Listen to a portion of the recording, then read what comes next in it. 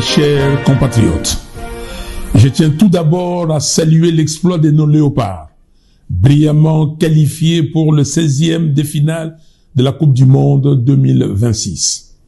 Leur courage, leur détermination et leur abnégation sont une immense source de fierté pour notre nation, comme en témoignent les scènes de liesse qui ont embrasé tout le pays ainsi que notre diaspora.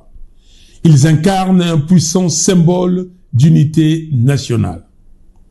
J'adresse également mes remerciements particuliers à Yohan Wissa qui, après cette qualification historique, a eu une pensée solidaire pour nos compatriotes qui sont à l'est du pays, durement éprouvés par la guerre.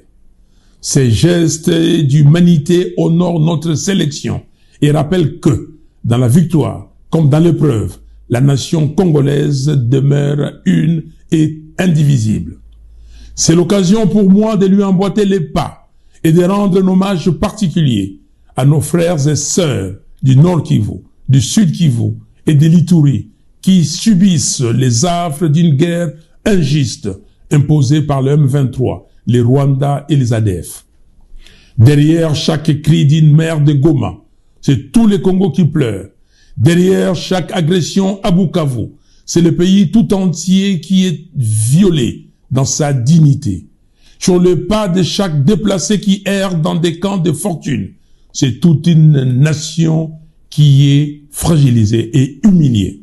Votre dignité, votre paix, votre sécurité doivent être la priorité absolue de l'action gouvernementale. J'ai également une pensée pour toutes les victimes de l'épidémie d'Ebola. Notre devoir collectif est de protéger nos populations et d'éradiquer cette maladie de notre territoire. En ce 30 juin, nous inclinons nos têtes devant la mémoire des pères de notre indépendance. Lumumba nous rappelait que l'indépendance du Congo marque un pas décisif vers la libération de tous les continents africains. Kasavubu soulignait quant à lui que cette indépendance est l'œuvre des femmes et d'hommes qui, partout sur notre immense territoire, ont donné leur force, leur souffrance et parfois leur vie pour bâtir un Congo libre. 66 ans après, leur vision demeure une exigence morale. Nous n'avons pas le droit de la trahir. Face aux menaces de balkanisation accrues sur notre pays, notre devoir est de défendre l'unité nationale, l'intégrité territoriale et la souveraineté de la République.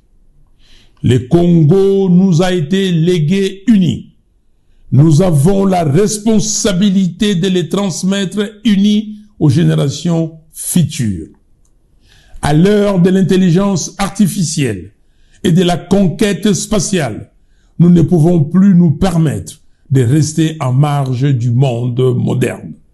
Nous devons avoir le sens des priorités, restaurer la paix, défendre l'intégrité territoriale, lutter contre la corruption, créer des emplois, garantir l'accès à l'éducation de qualité, aux soins, à l'eau et à l'électricité. Voilà ce qu'attend le peuple congolais.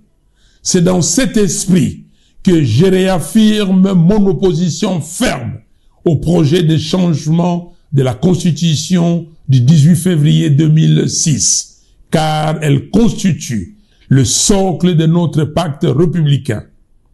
S'engager dans une telle aventure, alors que des pans entiers de notre pays sont sous occupation étrangère, c'est offrir des arguments aux sécessionnistes et ouvrir la voie à la balkanisation.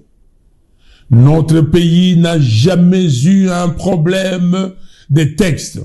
Il a toujours eu un problème d'hommes. C'est pourquoi, avec d'autres leaders politiques et la société civile, nous avons créé la coalition article 64 le 19 mai dernier pour défendre l'ordre constitutionnel et préserver l'alternance démocratique. Le 3 juin, Kinshasa et plusieurs villes du pays ont répondu massivement à notre appel des villes mortes. Les 12 juin au Palais du Peuple, des Congolais ont exercé pacifiquement leur droit constitutionnel de manifester. Ils ont été sauvagement réprimés. Ce n'est pas en cherchant à nous tuer qu'ils feront taire la vérité et nous faire renoncer à notre combat. Je rends hommage aux compatriotes tombés le 12 juin pour la démocratie. À vous qui portez l'uniforme de la République, soldats, policiers, magistrats, vous avez prêté serment à la nation, pas à un homme. Pour rappel, il y a 10 ans de cela maintenant, j'ai marché, main dans la main, aux côtés de ceux qui vous disent de nous réprimer aujourd'hui. Nous protégions la même constitution, le même principe. Ils savent qu'ils sont dans les faux. En témoignent leurs propres propos de l'époque.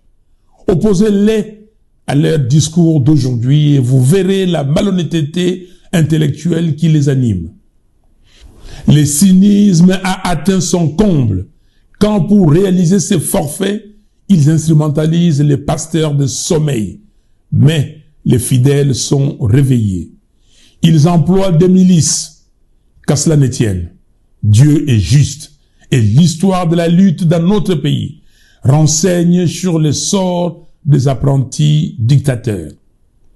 J'appelle l'ensemble du peuple congolais à rejoindre la grande marche nationale le 8 juillet 2026.